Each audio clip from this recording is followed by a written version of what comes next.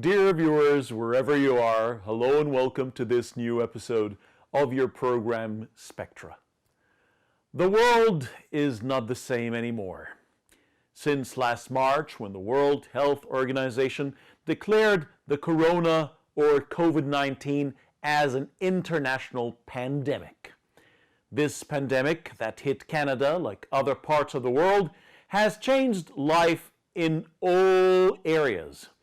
It has changed our social, our psychological behaviors, changed education, and most important, it did touch on the two most valuable and vulnerable things in our lives, which are health and economy. Health is something that is most precious and most valuable because health is life itself, but to sustain life, we need economy. COVID-19 has affected economy to a very big extent. We had closures, openings, partial, complete, ups and downs, big fluctuation in economy, in graphs, and this has tremendously hit a lot of sectors. Many people lost their jobs, many people have resorted to employment insurance, and so on and so forth. But for how long will this continue? What is the nature of this, great economic crisis that we're living in? Is there a way out? What is true and what is a myth? To shed more light on this, I'm really delighted to be accompanied tonight by Mr. Fathi Abu Farah. Fathi Abu Farah is a chartered accountant, and he is also a business consultant. Fathi Abu Farah, thank you very much for joining us tonight. Thank you, Mohammed, for having me in your amazing program. It's a real pleasure having you as always. And to start with the common question that the layman asks, everybody's wondering, for how long can, economies in general, and the Canadian economy in specific, the governments, because Canada is a democratic country. We have a welfare system, and every citizen is a valuable commodity. Every individual counts. So the government is doing its best to support people. But for how long can the government sustain that, keep that up? This spending on people who are losing their jobs, and keep doing these closures, which will definitely cripple the economy.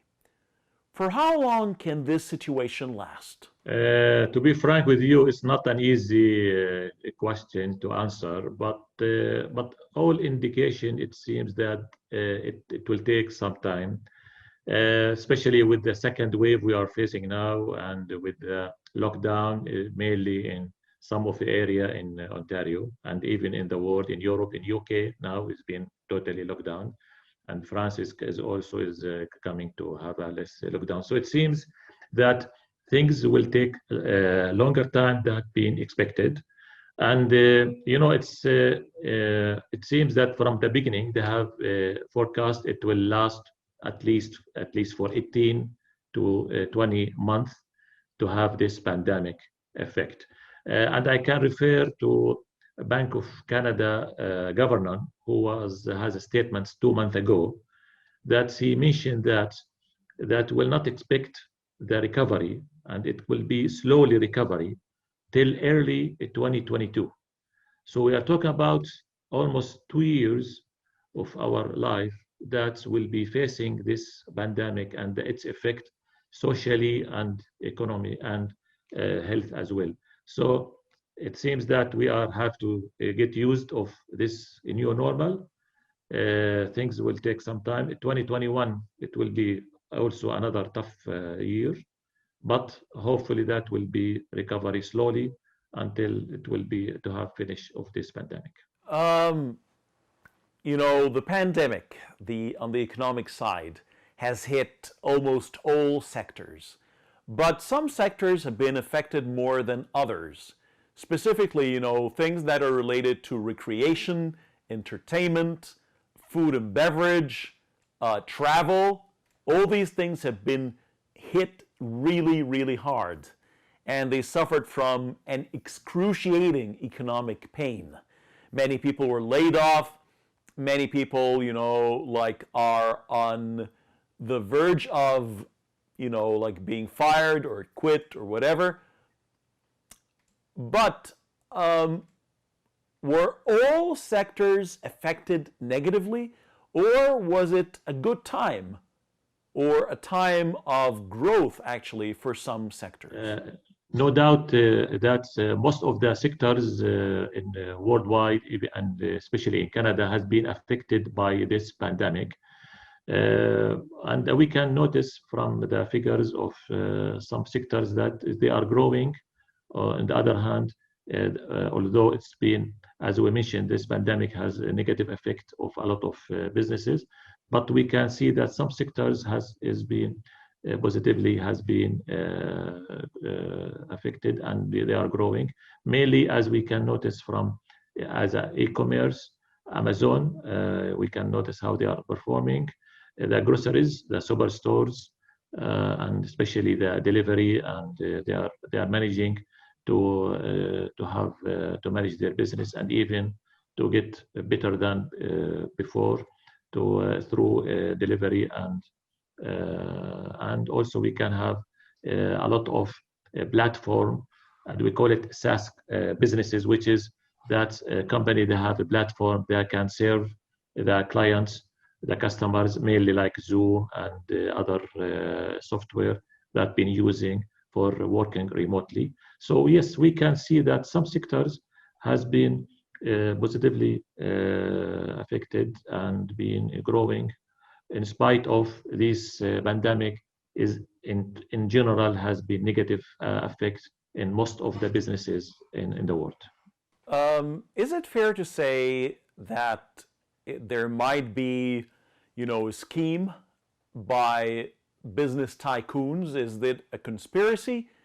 Because usually in times of crisis and war and problems, business tycoons, big businesses, benefit a lot, while usually the biggest losers are small to medium businesses. Because big businesses have a lot of backing up. They have a lot of, capital that can back them up in times of crisis. So they can keep their businesses, keep selling at the same price, or even compete more and sell at a lower price. But the small and medium businesses do not have a lot of backing up, so they would fail. And once they get out of the market, and once there is a complete monopoly by the tycoons for the market, they can make up for all their losses by selling at any price because they are the only ones who have the commodity. And another sector, again, that gained a lot was the information sector. There's been an incredible, increase. There's been a great surge, in the demand for computers, laptops, a great increase for sites that do, online trading, online sales, all kinds of platforms, Zoom, Google Hangout, Teams, etc., etc. So is there some kind of a conspiracy for big business tycoons for monopoly and for people who are working in the IT sector? I have totally agree to a certain extent with you, especially that there is a lot of indicators that shows that this is what's happening in the world. You can see that the giant businesses a lot of giant businesses has been get benefits out of what's been happening in the world. A lot of indicators, as I can agree with you, that we can see that most of the businesses being affected negatively is the small and medium businesses. And this is the big hit was by these small and medium SMEs. These businesses has been really, they are getting the big hit in this pandemic crisis. On the other hand, the flip of that is that some people say there's no conspiracy at all. It is just the nature of things. What COVID-19 did was just simply fast forward the time a little bit. Because sooner or later, the world would have resorted to, e-learning, e-commerce. Everything would have resorted to the electronic and the cyberspace, really. So do you think that we can continue forever like that? Or do you think that once COVID-19 is over, we'll just do business as usual and return to life before COVID-19 and go back to our old normal? Or is the new normal here to stay? I believe that we are going to have a new normal. You know, with all the past years, and we have a lot of revaluations and been a lot of things been happening and changing the consumer and the business behavior. I believe, especially that the COVID-19, it will take minimum. We are saying, as we mentioned, minimum 2 years. People, they have to get used of this new situation and be ready and survive, and to be equipped with all the tools and resources that be ready. Otherwise, they will be out of the market. They will not be surviving. I believe what's been happening now, and especially that working remotely and with the new business structure and models that we can see in different sectors, that will be continue for a while, and people and businesses, they will get used, and we are going to have such business model and strategy and behavior will continue for, I believe, for the next disease until we have another another thing that's similar to what's happening now. So if we move to the political side or the administrative, perspective, do you think that governments around the world, and to be more specific here in Canada, did they react in the proper way from the economic perspective, or were they mostly thinking of, voters, elections, because here we have a responsible government that will always be held accountable for any decision it takes. So was the government looking for the best economic solution, or were they mostly trying to be politically correct? No doubt with our world, which is North America and what they call it, the advanced countries, that no doubt they are working for the benefit of their citizens. And that's why we can see that in Canada, although maybe in USA they have different, but this is because of different way of thinking. But in general, such countries, they are supported, especially with the politics being elected and being chosen by the citizen. For sure that they will work for the benefit of their citizen.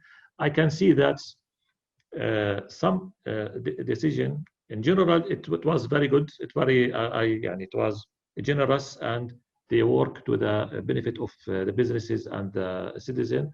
But because it's more politic and they need to have more votes, there is some sort of spending. I call it overspending in some areas. That's been uncontrollable. That's been led to, and we can see now that a lot of people, they have get benefit of this support, the individual, and then they will be accountable, and they are asking them to return back what they have taken, and they are chasing them. What I want to say that they are being so generous, more than should be, and I believe because of they are looking for more votes, and that's why I believe what's been spent, especially in Canada, is in some areas it's been not being done as should be. Take into consideration that this deficit is affecting the overall economy, and this deficit is being increasing and affecting on the debt to GDP for Canada. So from your point of view as an expert in finance and economy, do you think that, closing everything, shutting everything down completely or opening everything, just doing business as usual, as if nothing existed, or like sort of a middle ground between both. So close some areas, open others, or close everything just for a short time. What is the best practice, in your opinion, from an economic point of view, to keep the economy alive? From what I can see and read from different experts, and we are monitoring what's been happening. It seems that the best policy is, or the best action is to have to suppressing the virus. We should suppress the virus as soon as possible, because if we have a partial lockdown and or making open for the economy on the account of the public, for sure that the disease will be spread. A lot of people will be affected. Then they will have to, at the end, they will have to have a full lockdown. Because what I believe, there is four types of cost in this disease. One of the cost, the first one is the cost of lost lives and the lost work days of the sick, medical cost, and of course the economic side. These four costs, it's been there, but for with adapting the policy of suppressing the virus and try to destroy this virus as soon as possible, and then start to gradually or slowly reopening. This is the best option that we can, because we cannot afford that if you premature reopening, that will lead to another lockdown and more disease and more medical costs, and our public care system maybe will not be capable to handle a lot of diseases.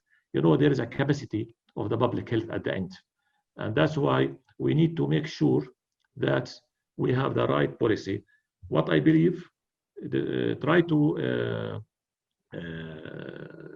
suppress the virus and kill the virus and destroy the virus as soon as possible, and start to have partial or slowly reopening, and monitoring the number of cases being affected, and at the same time how you are improving in your public care system and the treatment you are arriving. We can see in Canada, we can notice that there is a significant improvements in the public health and how they are now being improving. If we compare it with the first wave, it's no doubt is better. Things is better. Now they can choose to gradual reopening. This is the best policy that I believe for both to have least cost in terms of lives, in terms of economy. So in your opinion, like the opening or closure should go hand in hand, any economic decision should go hand in hand with the health, decision makers. So, like if we flatten the curve, for example, then one decision is taken. If numbers decrease, if numbers increase, then the decision should always look first at the, health sector first. How is the COVID-19 pandemic spreading? Or are numbers dwindling and becoming, less by time? So our neighbors to the south, the United States of America, are having a very hot and very controversial elections coming up. Some voters have voted already. Others are starting to be ready to vote. We've seen several presidential debates. And it's very clear that the platform of both parties have a very different standing with regards to COVID-19.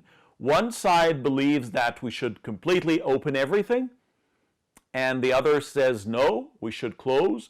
One of them, like the rallies and the campaign, they would invite everyone as if nothing has happened. Others would, strictly apply social distancing.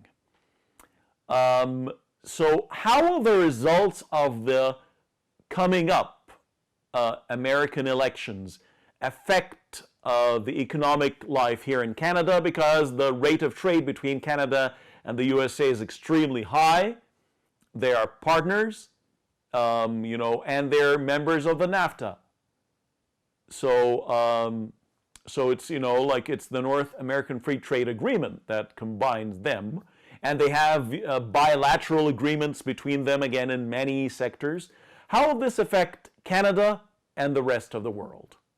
No doubt, the election in USA is everybody being monitored and although they will not be participating in the votes, but everybody try to have what's been the election going to which party. In Canada, no doubt, as you mentioned, is being very, very heavily dependent on the USA. We cannot ignore that. The statistics shows that 75% of the export from Canada is going to USA. More than 500,000 of employees in Canada is being working in USA company entities in Canada. Billions of investments by the USA companies in Canada. So no doubt, a lot of sectors, a lot of people in Canada, they are watching and seeing which party, and everyone, as you mentioned, has different point of view. We can see, and we can mention the names. It's obvious now. It's Trump and Biden. That Trump, we can see that he has two things that always we are have common comments about it. That he's unpredictable. Guy, he by tweet, he's governing and he's controlling, and he's make decisions through tweets, and you cannot predict his action or his decision. On the other hand, there is another thing, that there is no warm, let's call it warm, relationship between him and Mr. Trudeau, and I'm sure with a lot of people in the world. These two negative things, people they are looking for, that if Trump is coming, so we are facing a person with unpredictable decision. On the other hand, Biden with his democratic strategy and directions, it's clear. They know what they are going to do. So more clear person. You can see that Trump has focused more on economy, and that's why he doesn't make a lot of precautions to minimize the COVID disease. And by the way, the COVID disease has been affecting USA and Canada. Still, the borders is closing. And even Mr. Trudeau has announced today that they will continue to close the doors, because that what's happening in USA is affecting USA, the economic of USA, and at the same time is affecting in Canada. And that's why, no doubt, what's been happening in USA is being watching by a lot of Canadian. On the other hand, I know that Alberta people, they want Trump, because Biden and Obama, when it was Biden, he was his vice president, they were against what they call it. There is a pipeline between Alberta and they can cancel this project. Trump has reopened it because he believed to support the oil and gas sector. So that's why we can see which people some people they want Trump, some people they want Biden. But no doubt, as you mentioned, USA, they have a great impact on Canada, a great impact on worldwide. They have a lot of investments. A lot of countries, they are dealing in US currency. And that's why I believe everybody is watching what's happening in USA.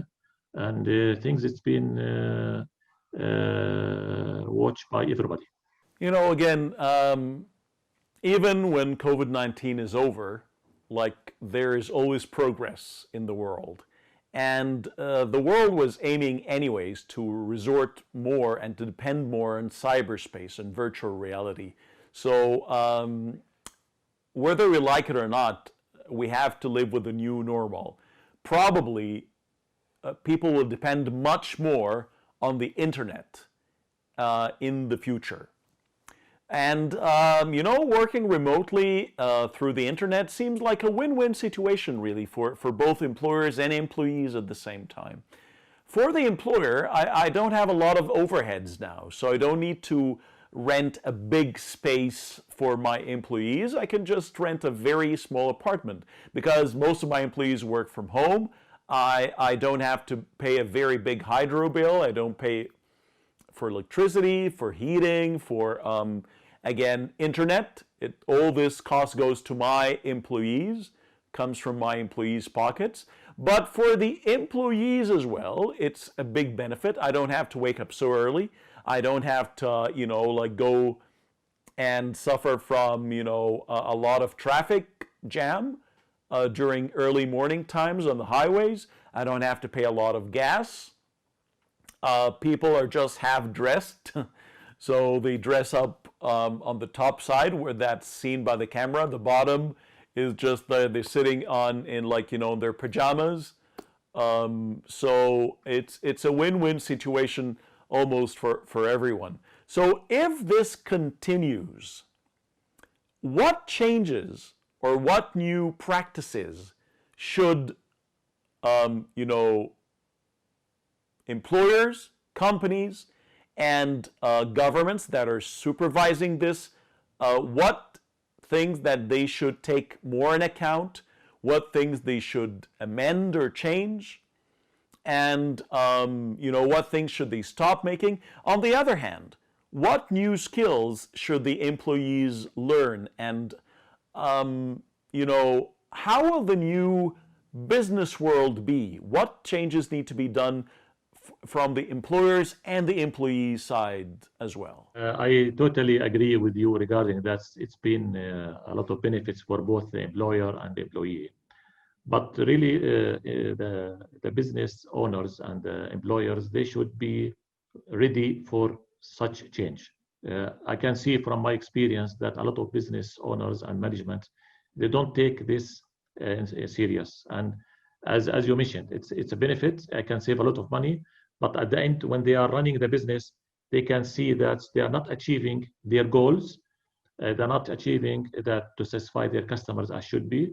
And that's why a lot of things need to be ready in terms of the employer. They should have, always we call it, work remotely policy. You need to work remotely. You need to have a policy for working remotely. Mainly, it should include what's the productivity measurements. That's the KPIs for to measure the performance of your employees. Is it time per project, per task? Is it number of calls you are making? Is it number of cases you are resolving? So you should have a measure for each position, for each business, what's the KPIs for measuring the performance of your employees. I know that some of them it's been exist, but you need to modify it to be in compliance with what's been happening, with the changes happening with their working remotely. In addition to that, the availability of the employees. Now, are you asking the employee to be standing in front of the computer from 8 to 5? Is there some position should be, there is a schedule for them? Is what's the responsive time for them? So this should be included as well, to have expectation by both parties, so not to have any misconduct or any disciplinary action against employee because he's not responding what it should be. Should be at the beginning clear for both parties. In addition to that, we don't forget the security. The security, because when you are working in the office, you can control the internal network and the security. Now you are working, you have employees working from home through Wi-Fi. It's not your Wi-Fi. How it's been secured? How's the confidentiality of the data of your clients is being kept?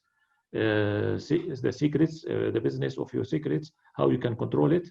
And that's why I can see the big firms like Big Four, because I know in this practice, the big like Deloitte, KPMG, or Ernst & Young, these people, when they are hiring new employees, they are bringing a laptop and sending to them to their home, well-equipped laptop with full security tools, with everything. That's because a lot of data there, and I'm sure a lot of big firm they should go with this policy. The security is very important in a lot of businesses. Now, on the other hand, this is the what they call it a working remotely policy, and should be defined and be clear for both party. On the other hand, the companies and the employers, they should be doing some sort of financial analysis.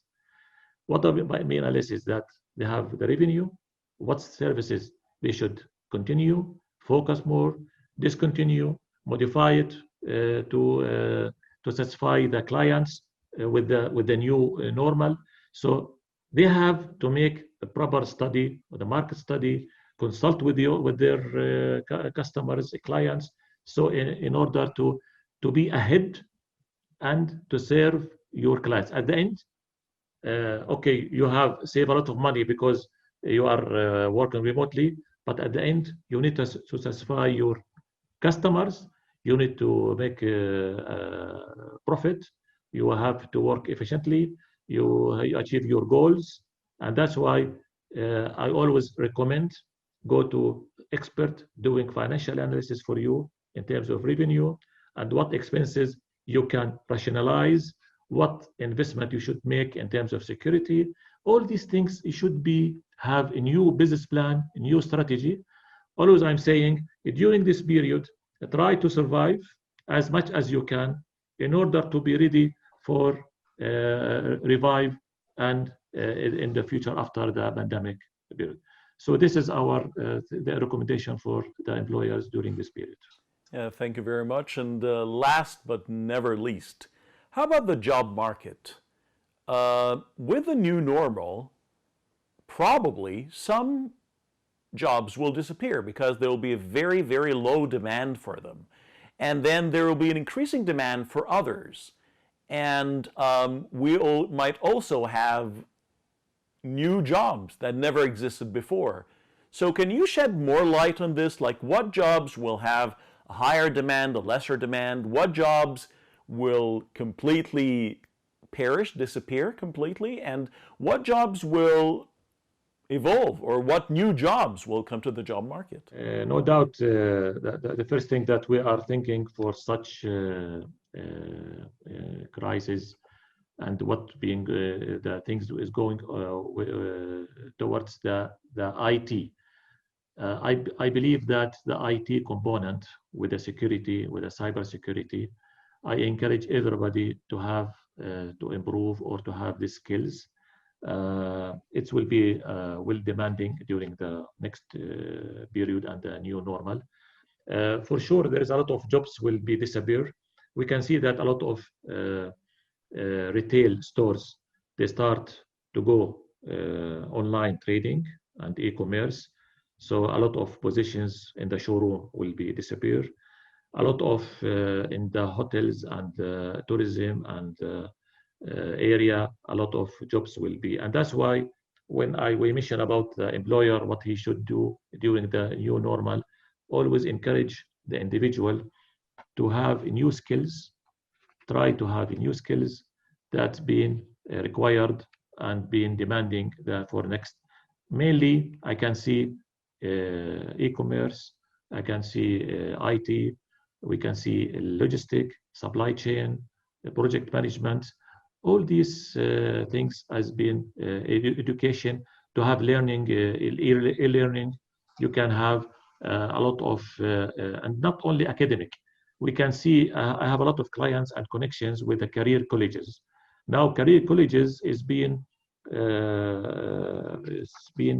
there is will demand on it, and I encourage people to go to such career colleges that is being specialized in certain areas that will be benefit during the next new normal period. Mr. Fatih Abu Farah, like the chartered accountant and business consultant, I can't thank you enough for this very, very informative interview. Thank you very much for giving us such precious pieces of information that we all need. And dear viewers, just if I can speak my mind out, I think, the new normal is here to stay. Let's be realistic. You know, progress never stops. When cell phones first came out, before that, when like, you know, video cassettes, you know, televisions, all kinds of new inventions were met by opposition, rejection by many people, but they stayed and life changed. So progress never stops for anyone. So let's be realistic and go with the flow. Probably, if not all of the new normal will stay, a good part of it will. So let's get ourselves used to it and let's adapt to it. And if you're thinking for a career, a new career for yourself or your son or daughter, think of the future. Your son or daughter are living in the future and never in the past.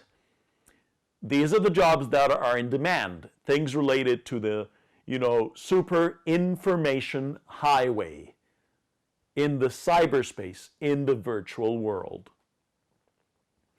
Thank you very much again, and until we meet again, please stay safe.